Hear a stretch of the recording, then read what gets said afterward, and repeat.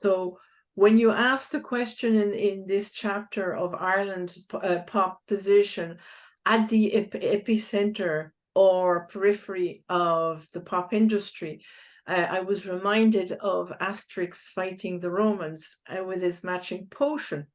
And so, yeah, I know you mentioned the Chorus and Boyzone, like they're the dangerous cases. You know, Boyzone successes, Westlife, you know, it begs the question, can you actually apply a recipe? Is there a recipe to this, to the, you know, can the same thing work the same twice? And I think I'm not sure about this because I'm not familiar with these institutions, but there's plenty of training courses now in Ireland, which, you know, the purpose of which is to train. Because I mean, obviously, rock music has become something which is really strong, and people can now train as musicians and band managers and so on in various institutions in Dun Laoghaire or BIMM and so on.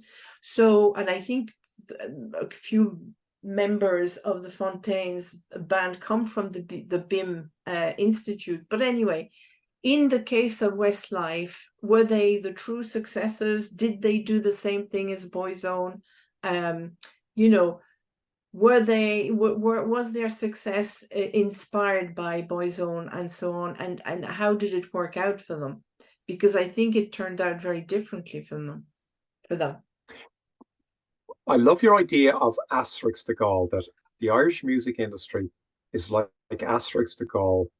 And, you know, instead of a disciplined, trained large army trying to repel the Romans, you know, that the lesson in Asterix is that it's the magic potion, it's the wiliness, it's the imagination that can combat a militaristic, large, dominant force. So maybe that's a lovely way to look at the moments in the Irish music industry, where the Irish music industry, with its magic potion and its agility and its imagination, like Asterix, has been able to make a really, really deep and lasting impression. And I think that your point about Westlife, could Westlife have happened without Boyzone? We don't know that. You know, that's conjecture, but I absolutely would be making the claim based on the research, based on what actually happened, that it couldn't have happened, that Westlife really were propelled by the experience of Boyzone, by the lessons learned, because it was the same people in terms of Louis Walsh being involved. But you mentioned when you were talking about Boyzone, the importance of television. Louis Walsh is becoming a bigger and bigger cultural figure throughout this period. So when he says a band is good, a band is valid, that he should be listened to, when he's got a vision for a band, he's got the stature, he's got the platform. So that I hadn't thought until you said that of how the boy bands were really television bands. You know, they take television out of the equation and it's completely different. But obviously there's a far more sophisticated infrastructure available to Louis Walsh. He's got a reputation because he's delivered one successful boy band. And the Louis Walsh model and the lesson from Louis is, if you get one away, there's a good chance you can get a second away. And then the bigger question is, well, then what happened with Jedward? How come they weren't as big as the others? So you get one away, there's a good chance you'll get the second one away. But there might have been a lot of luck, a lot of timing. And then one of your points, I think, invites me to want to say that the music industry is constantly changing. So the model that works at one stage may not work a year later or 10 years.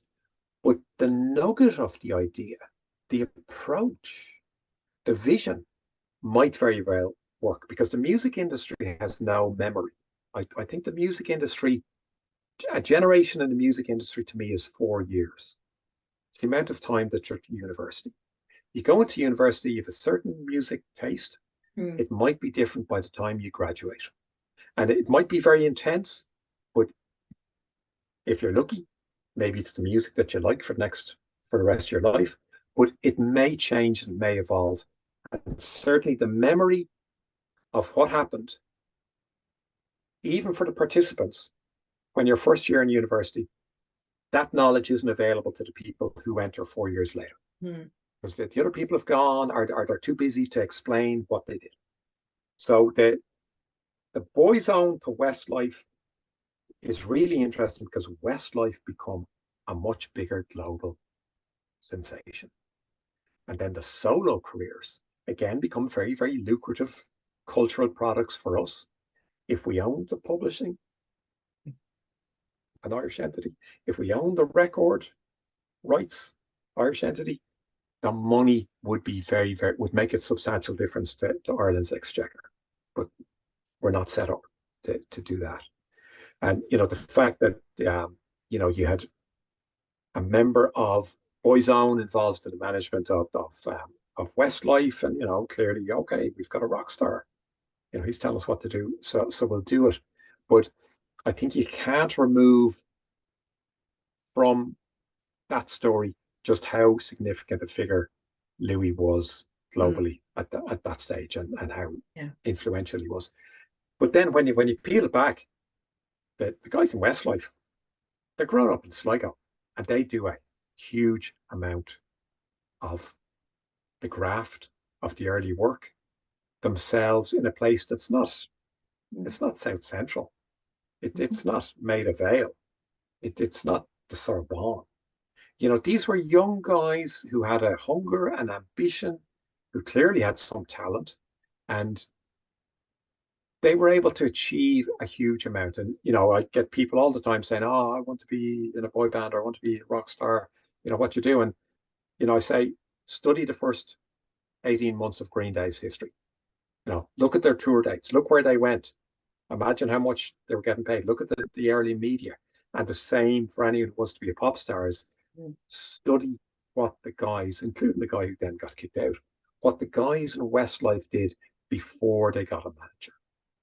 Study that. And if you're not working that hard, or that intelligently, or with that amount of savviness, then, the Bank of Ireland's probably a good place to send your CV.